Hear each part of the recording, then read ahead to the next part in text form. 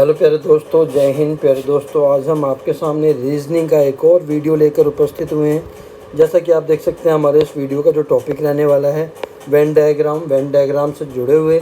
इसके अंदर हम इम्पॉर्टेंट क्वेश्चंस को डिस्कस करने वाले हैं जो ज़्यादातर SSC, HTET, CTET, UPSC, UPPCS सब में आते रहते हैं। यहाँ से जुड़े हुए क्वेश्चन, तो ये टॉपिक बहुत ज़्यादा इम्पॉर्टेंट होने वाला है। क्वेश्चंस को डिस्कस करने से पहले, प्रैक्टिस करने से पहले हम वेन डायग्राम्स के जो रिलेशंस वाले कुछ एग्जांपल्स देखेंगे जो कि बहुत इंपॉर्टेंट है, आपको पता होने चाहिए। तो जनरली वेन डायग्राम होते क्या हैं? वेन डायग्राम क्या होते हैं? Type of diagram that uses overlapping circles to represent the logical relations between specific thing. Venn diagram के अंदर हम सर्कल का यूज़ करके किन्हीं 2 या 3 चीज़ों के बीच में रिलेशंस को डिस्कस करते हैं।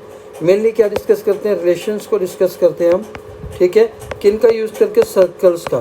क्लियर? और वो कैसे कैसे होता है, आइए हम आगे देखते हैं।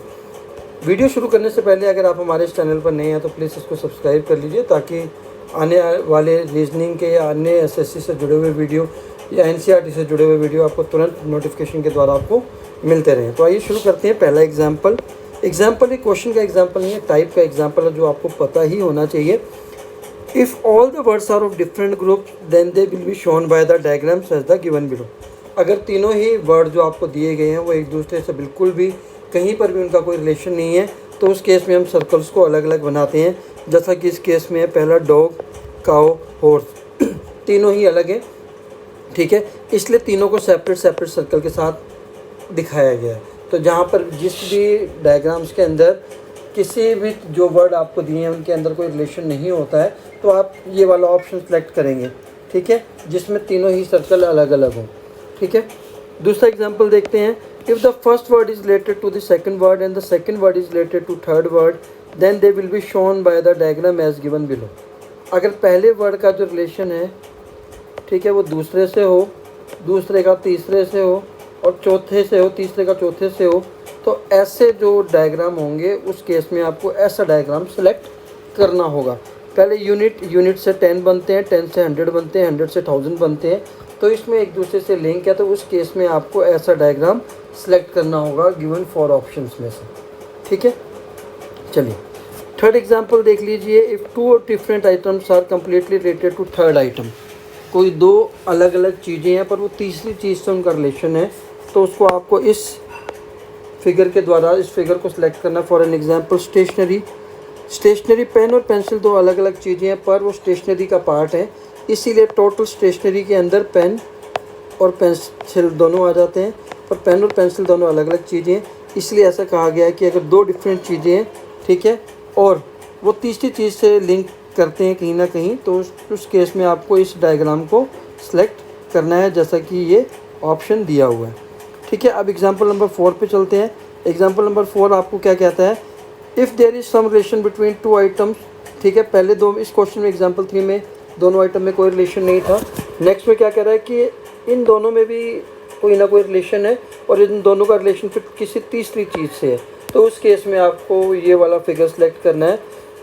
रिलेशन के केस में अगर पार्शियल रिलेशन है तो उसमें पार्शियल रिलेशन के केस में आपको ये वाले सर्कल को सिलेक्ट करना है। अब जैसे सिस्टर और मदर्स हैं, ठीक है, ये दोनों ही वुमेन्स हैं, ठीक है, इसलिए वुमेन कॉमन हो गया। वुमेन के अंदर सिस्टर आती है और मदर्स आती है, तो कुछ सिस्टर्स मदर्स भी हो सकती हैं, तो इसलिए जो रिलेशंस है कॉमन रिलेशन है थोड़ा सा। इस चक्कर में आपको अगर ऐसा हो कि पार्शियल रिलेशन है, आपको उस केस में ऐसा डायग्राम वेन डायग्राम सेलेक्ट करना होगा।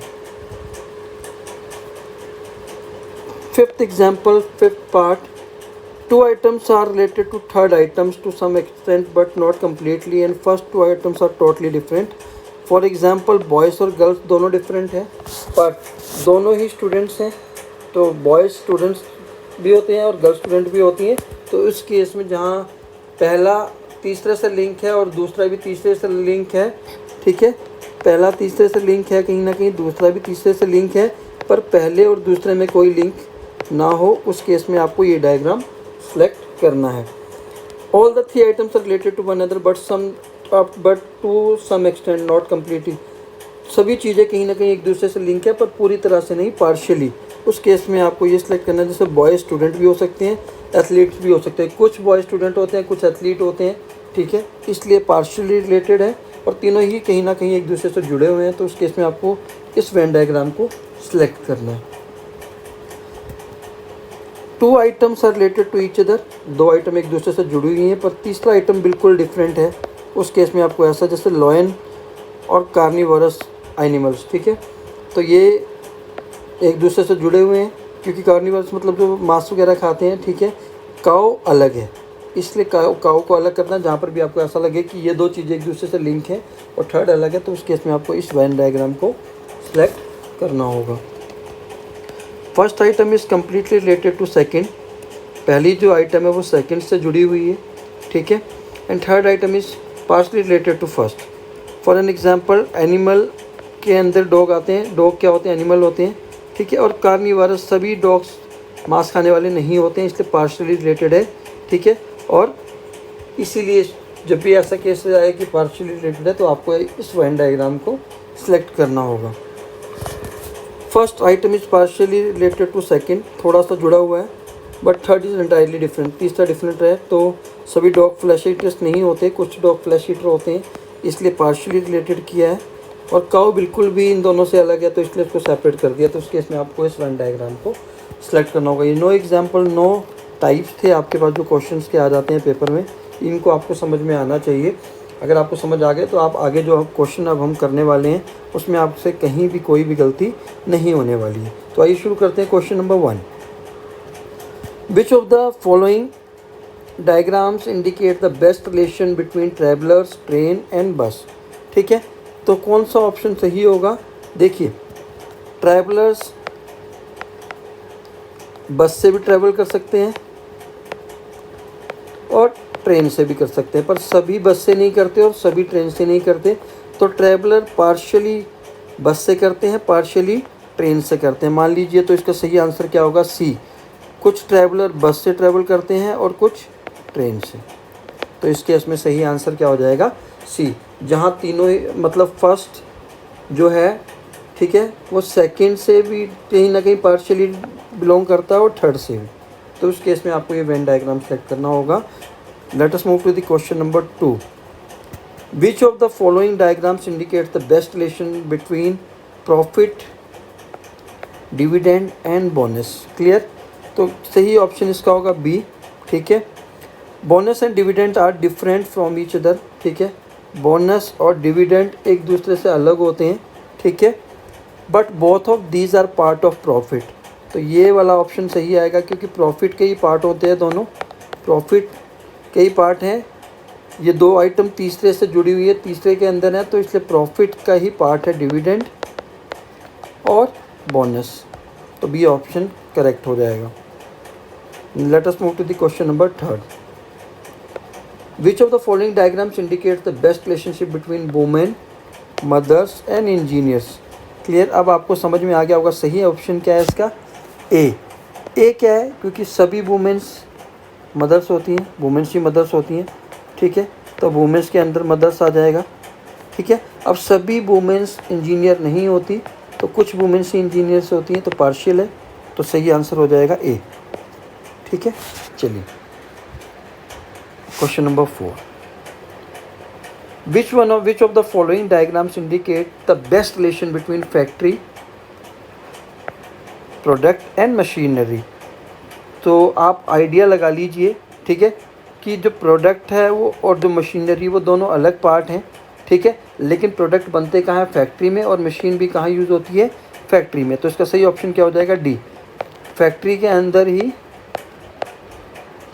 प्रोडक्ट बनते हैं, ठीक है, और मशीनरी भी फैक्ट्री के अंदर ही यूज़ होती है, ठीक है। चलिए question number 5, Which of the following diagrams indicates the best relationship between author, lawyer and singer?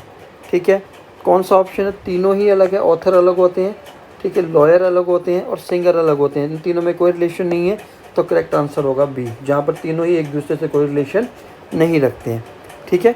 Late us move to the question number 6. Which of the following diagrams indicates the best relationship between judge, thieves and criminals? ठीक है, अब thieves और criminals thieves, criminals के अंदर thief आ गया और जज अलग है बिल्कुल, ठीक है। क्रिमिनल्स के अंदर ही थीव आ गया, तो ये क्रिमिनल्स के अंदर थीव हो गया, तो क्रिमिनल और थीव एक दूसरे से जुड़े हुए हैं, पर जज क्या है, अलग है, इसलिए इसका सही आंसर होगा बी, ठीक है। Now let us move to the question number 7. Which of the following diagrams indicate the best relationship between India, Haryana and world, ठीक है। तो क्या आप गेस कर सकते हैं कौन सा ऑप्शन सही होगा? डी होगा, क्योंकि पहला आएगा वर्ल्ड, वर्ल्ड के अंदर इंडिया है और इंडिया के अंदर क्या है, हरियाणा, ठीक है। तो ये आंसर सही हो। चलिए next question, question number 8. Which of the following diagrams indicate the best relation between pigeon, bird and dog? I think आपको आंसर पता लग गया होगा, इसका आंसर होगा ए। क्यों होगा ए? क्योंकि जो पिजन है वो क्या है, बर्ड है, ठीक है। तो बर्ड के अंदर क्या आते हैं, पिजन आते हैं, ठीक है। और डॉग क्या है, टोटली अलग है, क्योंकि डॉग एनिमल है। तो इसका सही आंसर होगा हमारे पास A. Question number 9. Which of the following diagrams indicate the best relationship between Earth, Sea and Sun? तो क्या आप बता सकते हो कौन सा ऑप्शन सही होगा? आसान है, ठीक है। अर्थ के अंदर सी होगी, पर सन क्या है, टोटली डिफरेंट है, तो इसका सही आंसर हो जाएगा A. Now let's move to the question number 10. Which of the following diagrams indicate the best relation between hockey, football and cricket? तो तीनों ही गेम्स अलग हैं, तो सही आंसर होगा बी, हॉकी, फुटबॉल, क्रिकेट, तीनों ही गेम अलग हैं, इसलिए इसका सही आंसर होगा बी। आशा करता हूँ आपको ये टाइप 1 क्वेश्चन समझ में आ गए होंगे। अब हम चलते हैं टाइप 2 पर, ठीक है। ये क्वेश्चन भी बहुत ज़्यादा पूछे जाते हैं, आपने बहुत ज़्यादा देखे होंगे क्वेश्चन, तो इसको डिस्कस करते हैं। चलिए, in the following diagram the boys who are athletic, boys भी होना चाहिए, एथलेटिक होना चाहिए, and are discipline are indicated by which number, ठीक है। बॉयज़ को बनाया गया है रेक्टेंगल से, एथलेटिक को सर्कल से, गर्ल्स को ट्रायंगल से और डिसिप्लिन को स्क्वायर से। तो ये डिसिप्लिन वाला पार्ट आ गया, ये बॉयज़ हो गए और सर्कल हो गया एथलेटिक। तो जब भी ऐसा क्वेश्चन पूछा जाए कि तीनों ही चीज़ें होनी चाहिए, तो आपको उस केस में क्या करना है, इन तीनों के अंदर आने वाली चीज़ें यानी कि रेक्टेंगल, सर्कल और स्क्वायर के तीनों के बीच का जो कॉमन पोर्शन होगा वही इसका करेक्ट आंसर होगा। तो देखिए, ये वाला जो नंबर है 2, ये रेक्टेंगल के बीच में भी आ रहा है, सर्कल के बीच में भी है और स्क्वायर के बीच में भी है। तो 2 नंबर किसको रिप्रेजेंट करता है, ऐसे बॉयज़ जो एथलेटिक भी हैं, क्योंकि 2 एथलेटिक का भी कॉमन है, क्योंकि एथलेटिक के लिए सर्कल है, तो सर्कल के अंदर 2 आ रहा है, और जो डिसिप्लिन्ड भी है। तो सही आंसर होगा 2, ठीक है। चलिए क्वेश्चन नंबर नेक्स्ट पे चलते हैं। सॉरी, मैंने 13 लिख दिया, कोई बात नहीं, क्वेश्चन समझ में आना चाहिए, मेन है हमारे पास क्वेश्चन, ठीक है। The diagram given below represent दो स्टूडेंट हु प्ले क्रिकेट, ठीक है, फुटबॉल एंड कबड्डी। ये जो डायग्राम आपको दिया गया है, इसके अंदर कबड्डी वाला, फुटबॉल वाला और क्रिकेट वाले 3 पिक्चर्स आपको दिए गए हैं जो स्क्वायर शेप में है। आपको बताना, study the diagram and identify the student who play all the 3 games, यानी कि इन तीनों का कॉमन कौन सा है जो तीनों में आ रहा है। देखिए, क्यू को देखें तो क्यू इसमें कबड्डी में आ रहा है, फुटबॉल में आ रहा है, पर क्रिकेट में नहीं आ रहा। आर क्रिकेट में आ रहा है, कबड्डी में आ रहा है, पर फुटबॉल में नहीं आ रहा। तो एस की बात अगर हम करें तो एस में भी आ रहा है, क्रिकेट के पोर्शन में भी आ रहा है और कबड्डी में भी आ रहा है। तो इसका सही आंसर होगा एस, जो तीनों ही गेमें खेलते हैं, किस नंबर से रिप्रेजेंट हो रहा है, एस से। चलिए नेक्स्ट क्वेश्चन की बात करते हैं।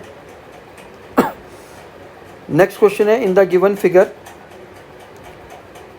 स्क्वायर रिप्रेजेंट डॉक्टर, स्क्वायर किसको रिप्रेजेंट कर रहा है, डॉक्टर को। Triangle represent ladies and circle represent surgeon. By which letter the ladies who doctor both are represented, ऐसा कौन सा पोर्शन है जो लेडीज़ को सर्जन भी दिखा रहा है। तो सही आंसर क्या होगा इसका, देखिए मैंने कहा था तीनों चीज़ें कॉमन होनी चाहिए, तो तीनों ही फिगर के अंदर कॉमन कौन सा अल्फ़ाबेट है, टी। आप देख सकते हैं ट्रायंगल में भी आ रहा है, सर्कल में भी आ रहा है, क्योंकि उन्होंने कहा लेडीज़ जो सर्जन भी हो और डॉक्टर भी हो तो स्क्वायर में भी आ रहा है, तो उसका सही आंसर होगा टी। ठीक है,